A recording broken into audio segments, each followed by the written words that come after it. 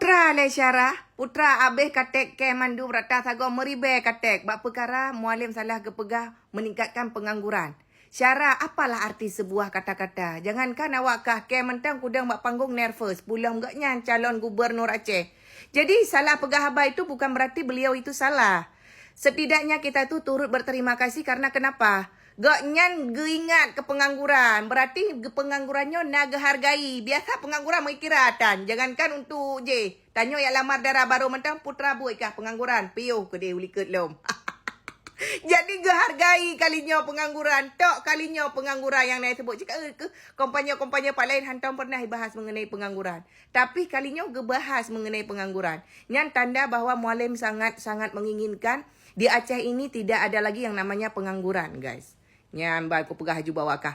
Jadi gepegah agaknya memang mungkin salah penyampaiannya. Bukan berarti beliau itu salah. Dia wakah memang punya masalah-salah si cukup berat tu. Si kapreh-preh, pat salah. Apalah arti sebuah kata-kata Syarah? Yang penting kerja nyata. Ilong yang perkara kata-katanya dumpu je tak cek langit. Nyoy rona menoi, rona medeh, nyontek le menoi, le medeh. Tapi yang beliau nyan, hana payah taragukan le. InsyaAllah luar biasa kepegah abah sesuai janji.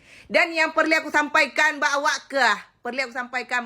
Nyo teman-teman kadang bepah nyo kabuka punyuang ke. Alih nyantik kah hujat ke terserah awak kah. Nyan dumho je kah pegah. Mualim itu belum pernah jadi gubernur. Nyan ku pegah. Beliau itu sebelumnya adalah wakil. Jadi kenapa kalian bisa menyimpulkan bahawa Ganyan hanagot. Ganyan tidak bisa menjadi sesosok pemimpin.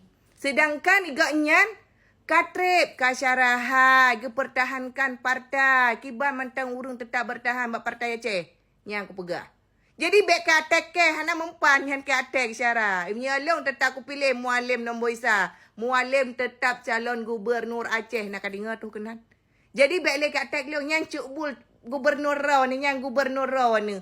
Harus jihnyo yang pengangguran yang gaduh scroll TikTok. Kabar terima kasih. Terima kasih Mualim kerana sebut dengan kamu. Biasa kamu hentam pernah yang nakun ke kamu membacut sindiran. Hana, yang naik pegah asyik nanti potensi pembangunannya, pembangunan je. Tapi realita je kan Hana. Kan kalian akan pilih dong kan Hana pembangunan. Jadinya yang pengangguran mandu mesti beda haju mesapat sama-sama. Ya wakahnya yang tengah dua nonton Hana pun nonton tengah main-main cim Hana le gunanya ka beda haju segera ka pilih Mualim ke gubernur. Ngak na buat ka wakah. Ngakna potensi lapangan kerja di kedepannya. Nyokan dia wakah nyan salah pijak ke perkara. Nyan perkara ke manusia mentakiratan. Dipersilahkan untuk teman-teman yang ni hujat ke hujat aju lagi biasa aju.